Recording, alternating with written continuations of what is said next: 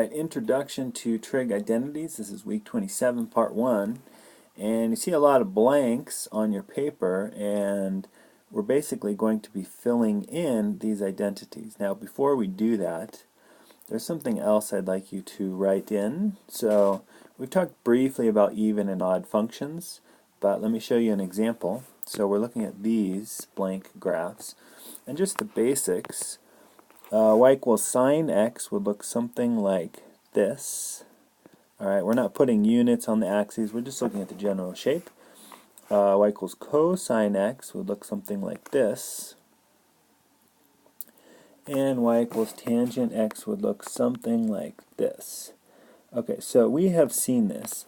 And when we talk about an even or odd function, we're talking about how it is symmetric around the y-axis. So, cosine, you see how it's the same on both sides? So we can say this is symmetric about the y-axis. So cosine ends up being an even function. And we'll see down here how that plays out in terms of the equation, positives and negatives. Sine of x and tangent x, however, do you see how for any value, if we sort of switch the positive to negative and negative, we end up with the same thing on both sides. You can also say that it's, if you were to rotate the graph, so imagine spinning this 180 degrees, it would overlap with itself. We could spin it 180 degrees and it would overlap with itself.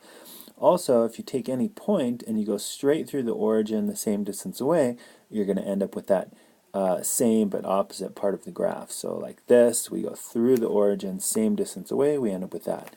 Same thing happens with tangent graph. This point, we go through the origin, same distance away, and we end up with the same point on the other side. So these we say are odd. Okay, so that's a little addition to what we have in our trig identities, and so the trig identities are going to go here. There's a lot of blank space, and what you should do is copy those in, okay? Make it nice and neat. Don't just think, oh, this is an assignment I have to get done. Think, hey, this is a tool that I'm going to use a whole lot over the next couple weeks, which is the case. So I think it's pretty straightforward. We have the reciprocal identities, so there's 5 spaces for you to fill these in, and we've already talked about sine is 1 over, or cosecant is 1 over sine, secant is 1 over cosine. I always say, and you can make a little note somewhere on there, the S and C are reversed.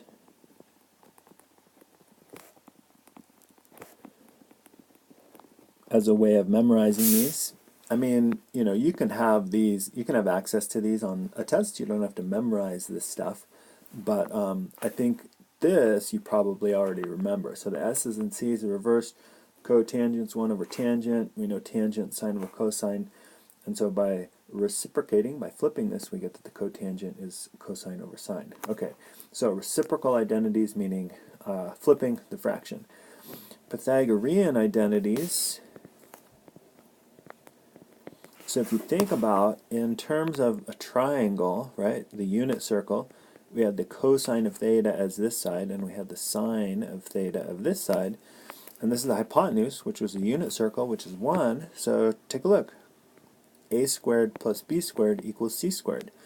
So we got sine squared plus cosine squared equals 1. And based on this, this is probably the most used or most important of the identities. So that leads to these if we write tangent in terms of sine and cosine, and cotangent in terms of cosine and sine. This will lead to these two. So anyway, fill these in where it says Pythagorean identities on your notes page. Even odd identities, the sine is going to go by the sine graph, cosine by the cosine graph, tangent by the tangent graph. And so you see how cosine of negative x is equal to cosine of x, so it's symmetric about the y-axis. Whereas with the sine and tangent, if we take the negative value of the x, we end up with the negative value of the function. So, yeah, okay. And then co-function identities, actually let me leave this here because you're probably still copying. For the co-function identities, this is related to the sine and cosine graphs. one of them looked like that. So let's see, if that were cosine, then the sine would be like this. And so a lot of people have been recognizing that, hey, if I take the red graph and I just move it to the right a little bit, I end up with the blue graph.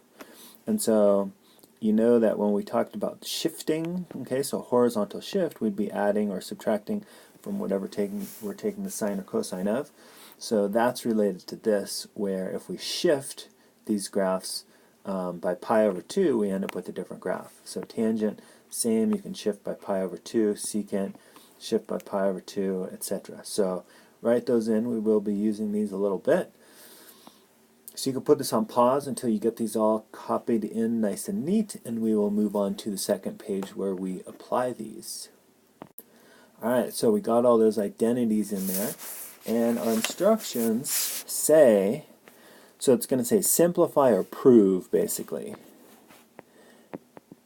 And simplify, we're kind of reducing it, and then prove, we're showing that one side equals another side. So we're saying that blah blah blah equals blah blah blah. And simplify, we're just kind of, let's say, reducing. How do you spell reducing? There we go. Reducing the complexity. Alright. So simplify the expression. We have cosine x plus tangent plus tan x times sine x. And if we look at the bottom here, these are a couple helpful hints. So when we're proving something, especially start with one side.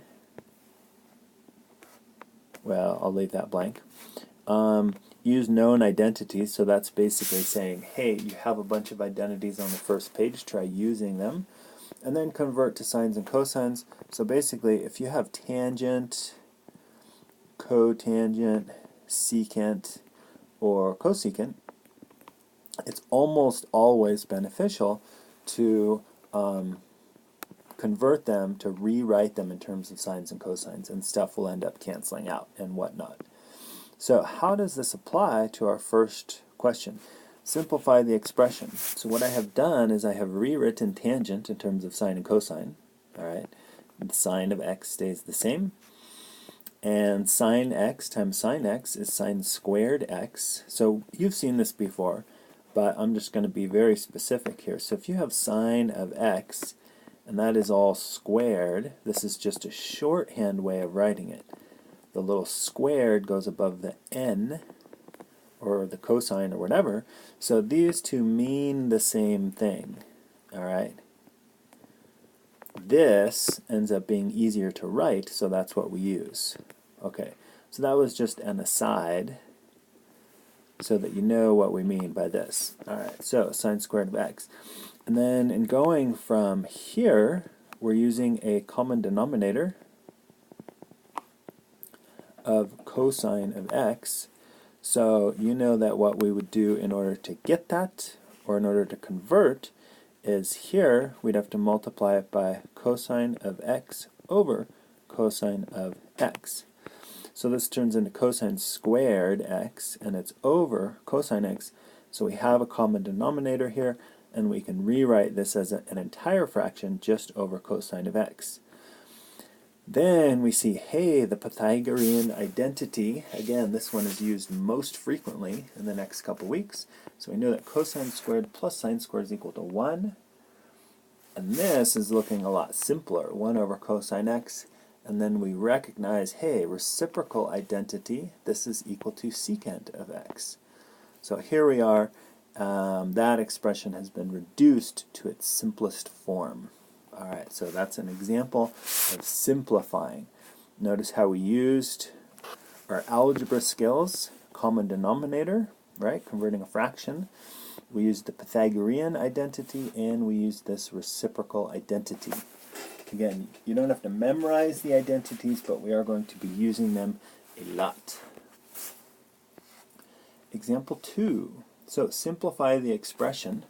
Looks like we have two fractions. So again, we're doing common denominator here. And in going from here to here, this may look like Chinese. Let me give you a simpler example. Well, unless you know Chinese, and then it might look like something different. So suppose we had this, okay, adding fractions, right, and we would need a common denominator. to get the common denominator, it would basically be 63. So it'd be this times this. And I'm going to write that as 7 times 9. Okay? So, ooh, whoops. Let's see what's going on here. Yeah. Okay. I'm going to write that as 7 times 9. So what we would have done, and again, this is just a little fraction review because you have to know this. Alright, this is what we would have done.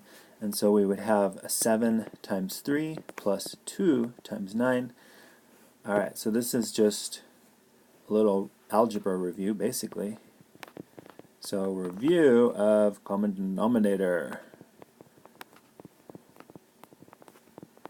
Common denominator, how we do that. So if you're looking at that, I think that all the stuff to the right is going to make more sense, okay? Okay, so here's our common denominator. It would be this times this. So we have cos x times 1 plus sine x.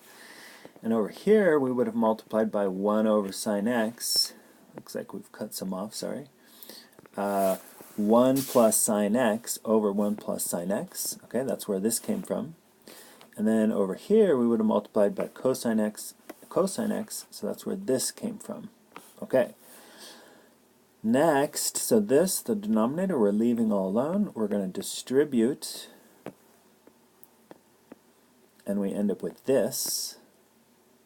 So we have distributed, we got sine x plus sine squared plus cosine squared all over this. We're just leaving the denominator alone, but we go, aha, our most used identity, the Pythagorean identity.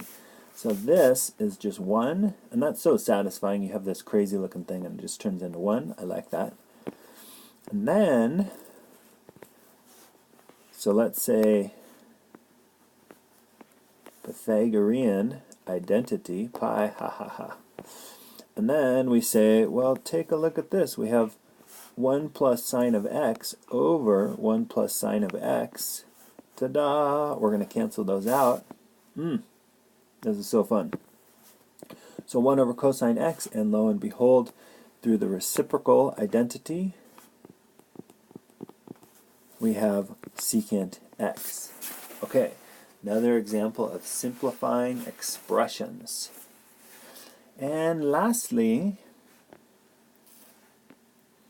so I know that, because I already have this written out, I'm going pretty quickly through it. You should be pausing and writing and thinking and all that stuff, but I think you already are.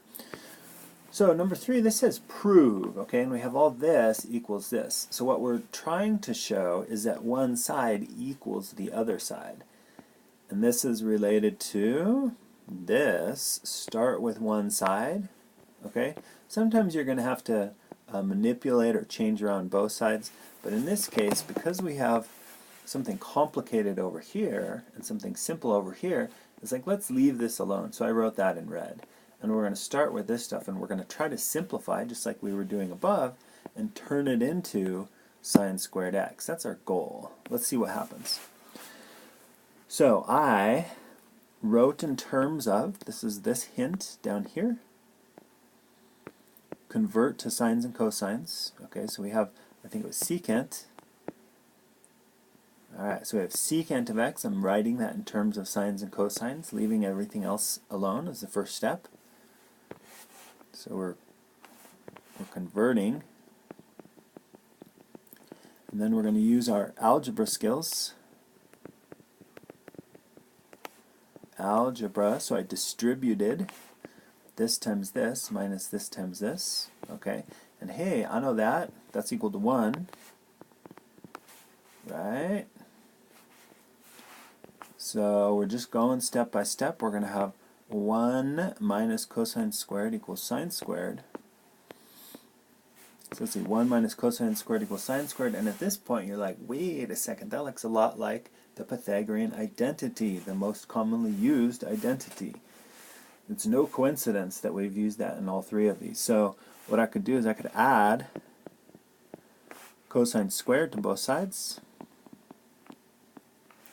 And I end up with this, and because this is an identity, we're done. We put a little check mark by it, a smiley face, and we say that is true. or QED or whatever. This is the end. We have shown that the left-hand side is equal to the right-hand side. So we have proven that is true. Okay, 3 examples. Whew, lots of stuff, but do pay attention to these helpful hints, and these notes that you have in your hands will be very useful for the next couple weeks.